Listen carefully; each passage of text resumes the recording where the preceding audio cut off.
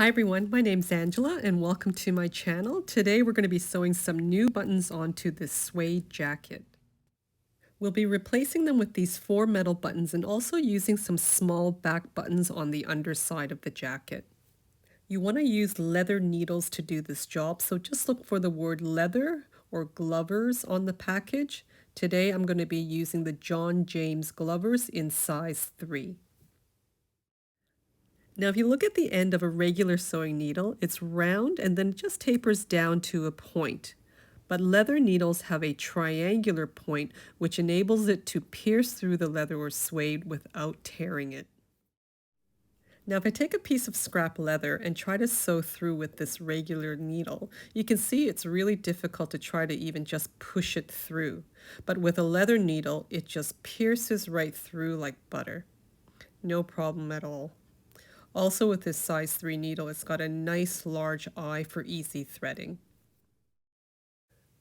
When sewing buttons onto leather, I like to use a heavier top stitch thread like this one, which is a Tex 80, or in this video, I'm going to be using a Silamide thread.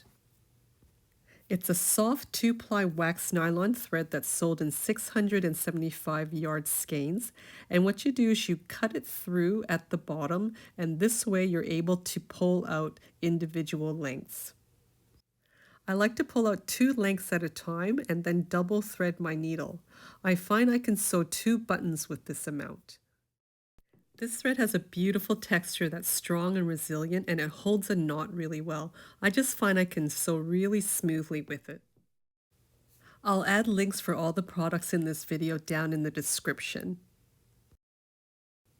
If we take a closer look at the jacket, these original buttons are just too big and it's sewn way too close to the jacket. There's hardly any space between the button and the jacket. It makes it really difficult to button it up, and there's hardly any space to put the other layer of the jacket between. So now let's remove them all and clean off all the threads. Now, if you sew a button onto leather without using a back button, what's going to happen is eventually all that stress of using the button is going to create a hole in the leather. So sewing a little back button on the inside of the jacket will protect the leather.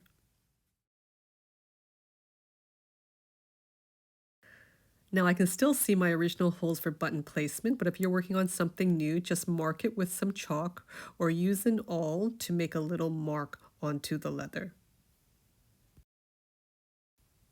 I like to sew my buttons starting from the back, so push your needle through and then go in right beside that again.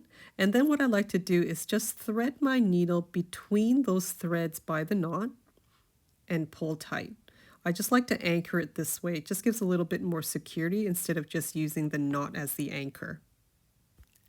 Now grab your little back button and thread your needle through one hole and then out the other and through to the other side of the jacket, pulling that back button flat. So now grab the outer button and thread your needle through one hole and then beside to the other one, and then thread through to the back button again through the original hole where you started. Pull it tight until there's about 1/4 of an inch or 5 millimeters of space between the button and the jacket. We'll pass the needle and thread through each buttonhole 4 times. This will make it nice and strong, and you want to just keep that space between the button and the jacket in the front, that good 1/4 inch. Just keep pulling, keeping that back button flat against the back of the jacket.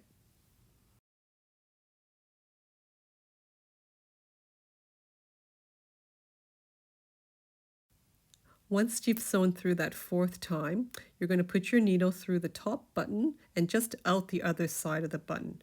From the top of that shank, you're going to start winding that thread around all those threads. Okay, you're going to wind it from top to bottom. I like to go several times till you have like a nice solid neck on it.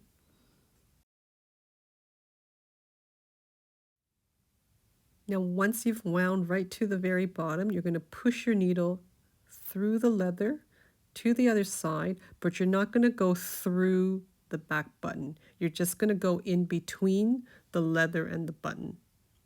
Pull your needle through and then place your needle in that wedge and then wind yourself a knot.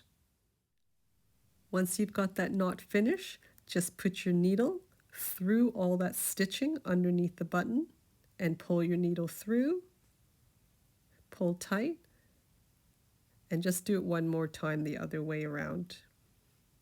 This just hides the end of the threads that we'll be cutting nice and neatly. Grab your clippers, snip close to the button, and you're done. You've got a nice shank there, lots of space between the button and jacket. So now there's lots of movement, which makes it easy to button up and also easy to unbutton. I hope you found this video helpful, especially if this is your first time working with leather or suede. If you did, please don't forget to like, share, subscribe, and turn on that notification bell so you don't miss any of my sewing videos. Thanks again for watching, and until next time, happy sewing!